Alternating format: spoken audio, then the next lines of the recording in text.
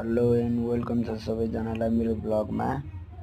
So तपाईहरु हेर्न सक्नुहुन्छ आजको यो ब्लग चाहिँ कफीको छ र तपाईहरु हेर्न सक्नुहुन्छ मैले फर्स्ट सेकेन्ड थर्ड गर्दै कफी बनाएको जुन पहिलो चाहिँ अलिक मिलेको थिएन, दोस्रो चाहिँ सरको मद्दतले अलिक भयो र तेस्रो पनि अलिक सरकै हेल्पले गर्दाखेरि केहीसम्म भएको।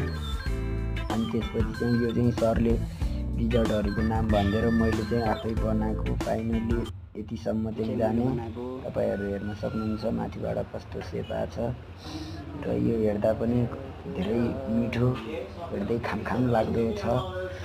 सो मैले पनि फर्स्ट टाइम यतिको बनाए, भित्र मनदेखि लास्ट खुसी लागिरहेको थियो हैन यतिको बनाए भनेर।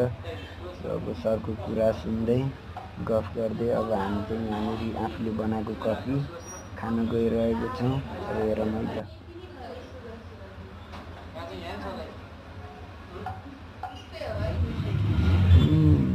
सो यम्मी धेरै मिठो छ गाइस।